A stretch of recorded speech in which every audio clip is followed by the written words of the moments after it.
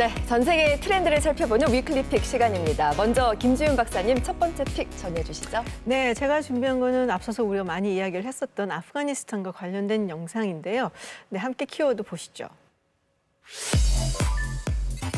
네, 바로 가니 일가입니다. 가니 어디 가니 탈레반을 피해서 도망친 가니 대통령 맞습니다. 가족이죠. 네, 지난 15일 이제 카불이 함락당하기 전에 이 가니 대통령이 다 싸들고 도망을 갔잖아요. 그래서 네. 정말 국제사회 많은 비판, 그리고 심지어 이제 아프가니스탄뿐이 아니라 여러 사람들이 비판을 했는데 이 일가족까지 지금 도마 위에 올랐습니다.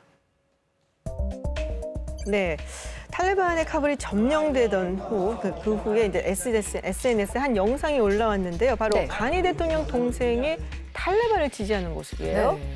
친동생이죠. 네, 맞습니다. 탈레반을 물심 양면으로 지원하고 있다라고 하는데요.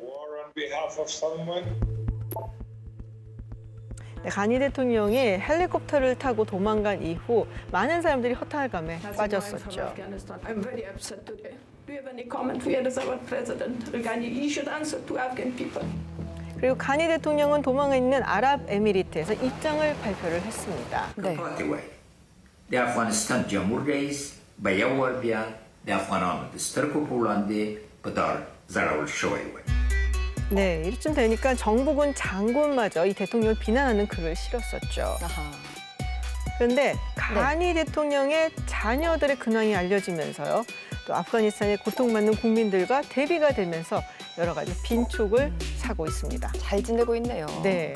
참 국민들은 저런 모습을 보면 실망을 넘어서 배신감을 느꼈을 겁니다. 그런데 영상 중간에 보니까 가니 대통령이 아프간에 내가 있었으면 국민들 앞에서 교수형에 처했을 것이다라는 말을 했던데 이건 네. 어떤 의미였어요? 네, 지난 1996년 탈레반이 아프간을 점령했을 때 바로 그 전에 대통령을 하고 있었던 나지볼라 대통령이 네. 사실은 이제 탈레반한테 공고가 되면서 이제 끔찍하게 처형을 당하고 대통령 궁 근처에 있는 광장에 그 시체가 매달린 적이 한번 있었어요. 네. 그때 이제 나지볼라 대통령이 탈레반을 피해서 도망을 좀 다녔었는데 결국엔 검거가 됐었고 사실은 처형을 당하기 전에 굉장히 잔인한 고문을 받았던 걸로 알려져서 국제사회는 물론이고 무슬림권에서도 많은 비판을 받았죠. 사실은 지금 봐도 참 잔혹합니다. 그렇죠. 게다가 가니 대통령은 뭐 탈레반이 알레르기 반응을 일으키는 미국과 상당히 친한 그 사람인데요. 네. 일단 뭐 대학교도 컬럼비아 대학을 나왔고 UC 버클리와 존스 홉킨스에서 교수 생활을 했습니다. 네. 그리고 이제 다시 아프가니스탄에 돌아온 것도 미국이 9.11 이후에 아프간을 침공해서 탈레반 정권을 무너뜨린 다음에 24년 만에 돌아왔거든요. 네. 그러다 보니까 탈레반이 이 가니를 미국 뒤에서 숨어 있는 그러한 인물로 계속 주시했기 때문에 가니도 상당히 부담스러웠을 것입니다. 그래서 도주를 선택했을 것이다. 그런데 가니 대통령의 동생인 하슈마트 가니는 아프간을 떠나지 않았네요. 네, 이 하슈마트 가니는 이 아프간에서 이 가니 그룹이라는 정말 대규모의 비즈니스를 하고 있는 사람입니다. 네. 뭐 보안 서비스부터 시작을 해서요, 광업, 에너지, 전력, 정보 기술, 정말 아프간 산업 인프라 경제에 아주 큰 손이라고 할 수가 있으니까 그걸 다 두고 갈 수가 없고 남아 있으니까 당연히 목숨을 부지하기 위해서 탈레반과 이제 협력을 해야 되는 그런 상황이 된 거고요. 탈레반은 또 탈레반대로 돈이 필요하니까 지금 이제 손을 잡은 것으로 보여지죠. 이해관계가 있군요. 네, 그런데 이게 동생 가니가 이렇게 급속히 성장할 수 있었던 건 형의 비호가 있었기 때문이거든요. 네. 2019년에 가니 대통령이 바로 미국의 SOSI라는 기업에 아프가니스탄 광산 독점 채굴권을 줬는데 이 회사의 주요 이 대주주, 그다음에 SOSI의 자회사의 주요 주주가 바로 동생이에요. 그러니까 아프가니스탄 광산의 동생한테 사실상 넘겨준 거나 다름없는 상황. 그러니까 형의 비호가 있었던 거죠. 아프간 부정부패로 말이 많은데 바로 여기에서도 친인척 부정부패가 있었네요. 네, 부정부패가 상당히 심하죠. 미국이 수십억 달러를 들여서 그 지원한 무기들이 정부군 무기들이 전부 다 탈레반 손에 넘어갔고요. 그러다 보니까 그 탈레반은 그 무기로 다시 아프가니스탄을 완전히 장악한 거 아니겠습니까? 아주 대표적인 예로 2차 세계대전 때 미국이 일본의 이오지마에서 성조기를 꽂는 그 멋있는 장면이 하나 있잖아요. 그 사진을 그대로 그 탈레반이 패러디를 하는데요. 네네. 이 탈레반이 그 입고 있는 그 장비들이 전부 다 미국 최첨단 복장입니다. 다 미국 겁니까? 다 미국 겁니다. 네. 참. 이번 사태는 군사적 패배뿐 아니라 부패 합작인가 그런 생각도 해보는데요. 네, 근데 가니 대통령 일과는 또 이렇게 대조적인 모습을 보이는 또 부자가 있습니다. 바로 그래요? 마수드 부자. 제가 지난주에 잠깐 소개를 해드렸는데요. 네, 아버지인 아흐마드 샤 마수드는 정말 아프가니스탄의 국민 영웅이죠. 소련이 침공을 했을 때 저항군을 이끌고 지도자로 활약을 했었고요. 네. 고향인 판지슬에서 정말 끝까지 항전을 하면서 판지슬의 사자라고 불렸던 인물입니다. 네. 뭐 이슬람 원리주의자긴 하지만 극단주의하고는 거리가 있었고 뭐 이슬람 여성의 뭐 인권이라든지 교육에도 관심이 많았고 테러에는 반대를 했는데 9.11 사태가 있기 바로 이틀 전 알카에다의 자살폭탄 테러로 암살당했죠. 네, 지난주에 박사님께서 언급해 주었던 인물이군요. 네, 그리고 맞습니다. 이 인물의 아들이 지금 저항군을 결집하고 있다고요? 네, 그 아버지의 그 아들이다라는 이야기를 하고 있는데요. 이 아들인 아흐마드 마수드가 이제 마찬가지로 판지시르에서 탈레반에 저항을 하기 위해서 저항군을 결집 중입니다. 한 1만여 명이 지금 함께 모였다라는 얘기가 있고 또 인터뷰를 통해서도 결사항전의 의지를 보이고 있는데 탈레반에 비해서 무기라든지 병력이 워낙 모자라기 때문에 어떻게 될지 좀 우려스럽고요. 미국이라든지 동맹국에게 도움을 청하고 있습니다. 네. 이 아들 마수드 같은 경우에는요, 가니 지방과 상당히 다른 부분을 보입니다. 아버지의 뜻을 이어받아서 아프가니스탄이 지금 직면하고 있는 문제들, 여성 인권 신장, 가난 퇴치, 문맹 퇴치, 그리고 국민 건강을 위해서 아버지 이름을 딴 마수드 재단을 만들었어요. 그래서 마수드 재단을 만들어서 그걸 지원하고 있고요. 네.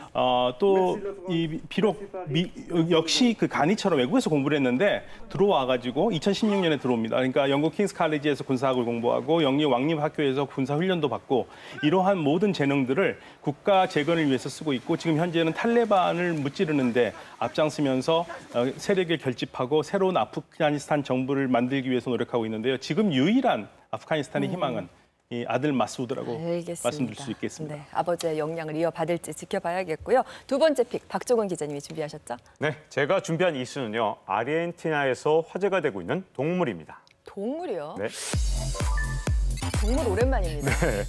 바로 카피바라인데요. 네, 신기한데요? 네, 이 쥐하고 비슷한 이 설치류에 속하는 동물인데 대형 설치류라서 자잘하면 길이가 1m에 이르고 몸무게가 그래요? 60kg이 넘거든요. 그런데 네. 최근에 아르헨티나에서 SNS뿐만 아니라 언론까지 화제가 되고 있습니다. 무슨 일이 벌어진 걸까요? 네, 바로 이 깜깜한 밤에 도로에 뭔가가 나타나서 오토바이를 아이고. 치고 갑니다. 바로 저 동물인데요. 깜짝 놀랐겠는데요. 네, 크죠? 네. 사고를 낸 주인공 바로 초대형 설치류 카피바라입니다. 이 아르헨티나 수도 이 부에노스아이레스의 외곽에 위치한 노르델타란 마을에 카피바라가 속출하고 있는데 한두 마리가 아니네요. 네, 거리에서 무리를 지어다니고 사람들이 사는 집까지 침범을 합니다. 그리고 함께 수영을 즐기는 경우도 있죠. Encontrarme con 25 carpinchos. Y no te exagero, los he contado. 자, 마을 곳곳에 출몰하는 카피바라로 각종 민원이 속출하고 심지어 저 화면에 보시면 반려견이 카피바라의 공격을 당한 일까지 일어납니다. 아, 네, 상처 보이시죠? 물렸네요. 네, 주민들은 이 카피바라의 개체수 조절에 대한 대책이 필요하다 이렇게 주장하고 있는데 하지만 이 또 반대 의견도 많기 때문에 팽팽하게 대립을 하면서 화제가 되고 있는 거죠. 네, 카피바라라는 새로운 동물을 알게 되었습니다. 왜 사람이 사는 마을에 나타나서 저렇게 문제를 일으키는 건가요? 네, 원래 카피바라는요, 저 지역의 피라나 강에서 사는 습지에서 살고 있는데, 네. 근데 저 영상에서 보셨던 저 마을에서 이 자꾸만 들어서니까 서식지가 사라진 겁니다. 갈대를 찾다가 마을 중앙에 인공호수가 있으니까 여기로 몰려들면서 인간들하고 충돌을 하게 된 건데, 네. 이 노르델타라는 마을이 아르헨티나에서도 손꼽히는 부촌이거든요. 자, 이 게이티드 커뮤니티라고 부르는데 이게 뭐냐면 외부하고 3m가 넘는 담을 쌓은 다음에 이 안에다가 병원, 학교, 시장까지 다 만들고 심지어 수도나 전기시설까지 자체적으로 만들어서 진짜 밖으로 나갈 필요가 없을 정도로 저 안에서 다 해결되는 그런 동네거든요. 고급 그런데, 주택 단지. 그런데 저 카피바라가 서식지를 뺏겼는데 그걸 다시 재침공을 했다. 네. 이게 일종의 계급 투쟁 아니냐 이러면서 주변 사람들한테서 이런 말들이 바로 유행하고 있는 겁니다. 네, 보시면 네. 네, 최근 카피바라의 습격을 받았다고 하는 부촌을 비판하는 게시물이 등장했죠. 공산주의 혁명가 체게바라에 비유해서 체 카피바라 이렇게 얘기가 나오고요. 심지어 탈레반 사진에 합성을 해서 노르델타를 점령했다라는 뜻의 트윗까지 등장을 했습니다.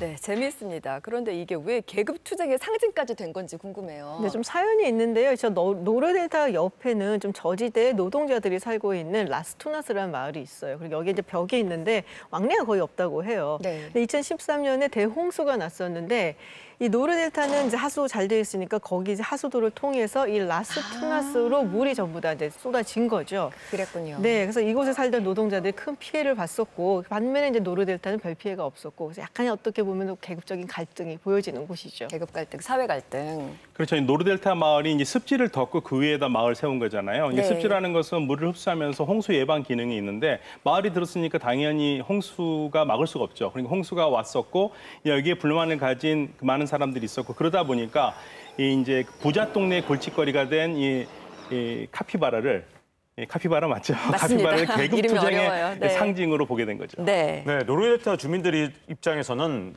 이 카피바라를 좀 잡아서 개체수를 좀 줄여달라고 하는데 이게 문제는 여기서 원래 살던 그런 동물이잖아요. 그러니까 새로운 서식지를 뭐 찾아주거나 이 개체수를 줄이는 것보다는 좀 보호를 오히려 해야 된다는 목소리도 굉장히 높기 때문에 계속해서 화제가 좀 되는 동물이 될 것 같습니다.